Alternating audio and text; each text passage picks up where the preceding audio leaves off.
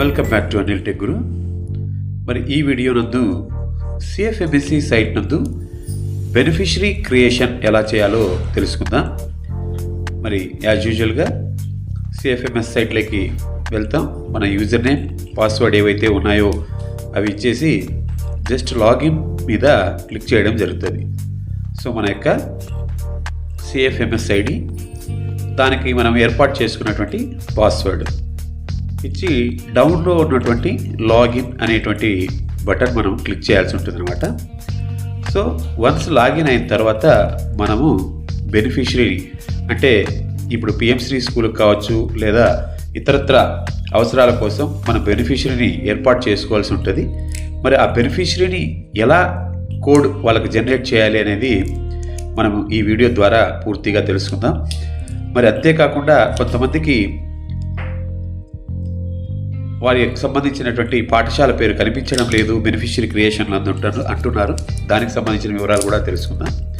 So మనం login అయిన వెంటనే మనకి ఇక్కడ డబుల్ స్టెప్ వెరిఫికేషన్లో ఓటీపీ వస్తుంది. ఓటీపీ ఇచ్చి సబ్మిట్ చేయగా మనకి ఈ విధంగా డిస్ప్లే అవుతుంది. ఇక్కడ పైన ఉన్నటువంటి మెనూలో నుంచి బెనిఫిషరీ అనేటువంటి మెనూను క్లిక్ చేసుకోవాల్సి ఉంటుంది అనమాట. మనకు టాప్లో అన్ని రకాలైనటువంటి మెనూ ఆప్షన్స్ కనిపిస్తూ ఉంటాయి. ఇక్కడ ఉన్నటువంటి దాంట్లో బెనిఫిషరీ మేనేజ్మెంట్ అనేటువంటి దాన్ని క్లిక్ చేయాలి. సో మనం గమనిస్తున్నాం బెనిఫిషరీ మేనేజ్మెంట్. సో ఇక్కడ బెనిఫిషరీ మేనేజ్మెంట్ అనేది క్లిక్ చేసిన వెంటనే మనకు అనేక రకాల టైల్స్ కనిపిస్తాయి. ఇక్కడ యాడ్ ఆర్ క్రియేట్ బెనిఫిషరీ అనేటువంటిది ఉంటుంది. సో ఆ లింక్ను, ఆ టైల్ను మనము క్లిక్ చేయాల్సి ఉంటుంది. సో చాలామంది చెప్తున్నటువంటి ప్రాబ్లం కూడా ఇక్కడ మీకు చూపిస్తాను. సో ఇక్కడ ఈ విధంగా ఇచ్చిన తర్వాత మనం ఉన్నటువంటి ఆప్షన్స్ అన్నిటికీ కూడా ఓకే చేస్తూ చెక్ బాక్స్లో క్లిక్ చేసి ఓకే అనాలి. ఇక్కడ గమనించినట్టయితే మనకు సంబంధించినటువంటి ఆఫీస్ నేమ్ కనిపించడం లేదు. ఇది చాలామందికి సమస్య. సో దాన్ని ఎలా ఓవర్కమ్ చేయాలో కూడా తెలుసుకుందాం. సో ఈ విధంగా ఆఫీస్ నేమ్ వచ్చిన తర్వాత మనము బెనిఫిషరీకి సంబంధించినటువంటి పేరు, అతనికి సంబంధించినటువంటి సర్నేము, మిడిల్ నేము అన్నీ కూడా చక్కగా ఇవ్వడం జరుగుతుంది. సో ఇచ్చిన తర్వాత ఆయనకు సంబంధించినటువంటి మొబైల్ నెంబర్ ఏదైతే ఉందో ఆ మొబైల్ నెంబర్, అలాగే ఆధార్ నెంబర్ కూడా ఇక్కడ మనము ఇవ్వవలసి ఉంటుంది. వీలైతే ఒకవేళ బెనిఫిషరీకి ఈమెయిల్ ఐడి ఉంటే ఈమెయిల్ ఐడి, ఒకవేళ పాన్ నెంబర్ ఉంటే పాన్ నెంబర్, సిజిఎస్టీ అలా నెంబర్లు ఉంటే వాటిని కూడా మనం ఇక్కడ ఇవ్వవచ్చు అనమాట. సో అదేవిధంగా ఇక్కడ ఉన్నటువంటి ఇన్ఫర్మేషన్ అంతా కూడా ఫిలప్ చేసి డౌన్లో ఉన్నటువంటి బ్యాంక్ డీటెయిల్స్ కూడా మనము కంపల్సరీగా ఫిల్ చేయాల్సి ఉంటుంది. ఇక్కడ ముఖ్యంగా ఆధార్ నెంబర్ అనేది కంపల్సరీగా ఇవ్వాలి. సో ఎవరికైతే బెనిఫిషరీ క్రియేట్ చేస్తున్నామో వారికి సంబంధించినటువంటి ఆధార్ నెంబర్ అనేది కంపల్సరీగా మనం ఇక్కడ ఇవ్వవలసి ఉంటుంది అనమాట. అది బాగా గుర్తుంచుకోవాలి. ముఖ్యంగా మనకు బెనిఫిషరీ క్రియేట్ చేయడానికి కావాల్సింది ఆధార్ నెంబర్ ఒకటి, బ్యాంక్ డీటెయిల్స్ ఒకటి. సో ఈ రెండు కంపల్సరీగా కావాలి. సో ఆధార్ నెంబర్ ఇచ్చేసిన తర్వాత బ్యాంకుకు సంబంధించినటువంటి బెనిఫిషరీకి సంబంధించిన అకౌంట్ ఏ బ్యాంకులో ఉందో ఆ బ్యాంకుకు సంబంధించినటువంటి ఐఎఫ్ఎస్సి కోడ్ అనేది మనం ఇక్కడ ఇవ్వాల్సి ఉంటుంది. ఒకవేళ స్టేట్ బ్యాంక్ ఆఫ్ ఇండియా అయితే SBIN followed by some digits ఉంటాయి.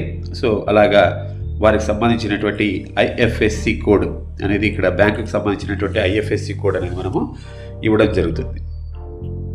సో బ్యాంకుకి సంబంధించినటువంటి ఐఎఫ్ఎస్సి కోడ్ ఇవ్వడంగానే అది జనరల్ చెకప్ చేసుకొని ఆ బ్రాంచ్ నేమ్ చూపిస్తుంది. అది ఓకే అయినట్టయితే మనం ఆ బెనిఫిషరీకి సంబంధించినటువంటి అకౌంట్ను ఎలాంటి మిస్టేక్స్ లేకుండా ఎంటర్ చేయాలి.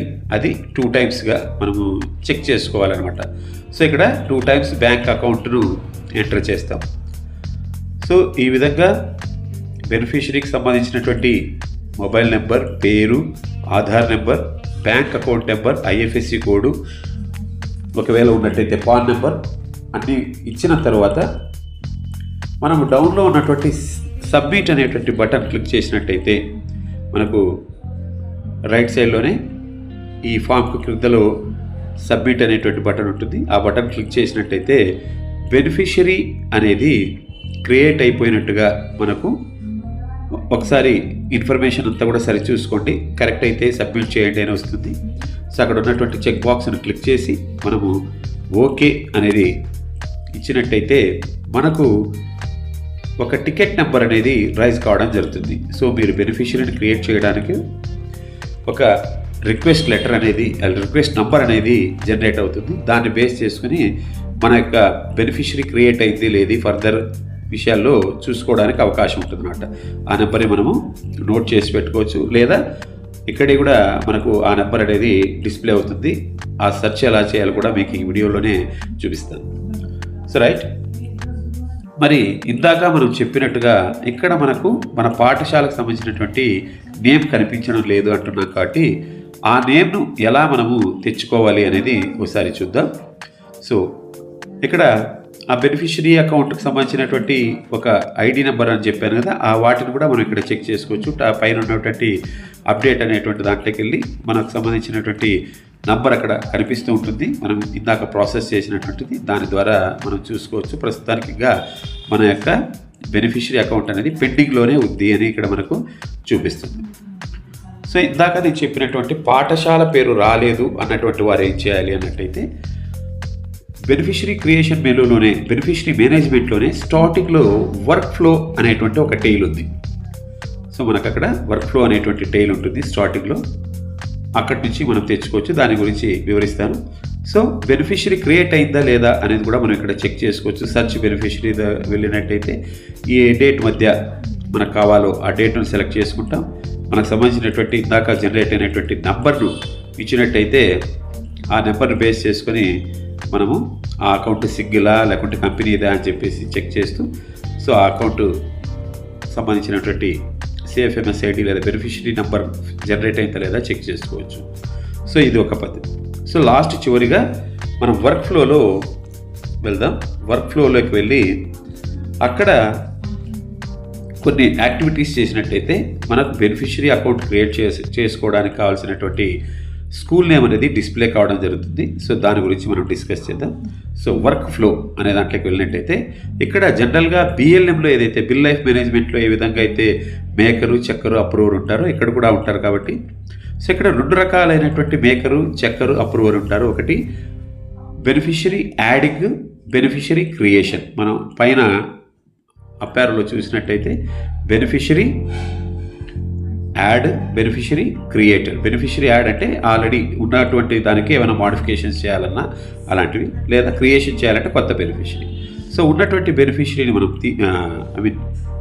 మేకర్ని తొలగిస్తూ ఇక్కడ బెనిఫిషరీ క్రియేషన్ అనేది తీసుకొని ఉన్నటువంటి దాన్ని తొలగించి వేసి కొత్తగా మేకర్ను మనం యాడ్ చేయదలుచుకున్నాం.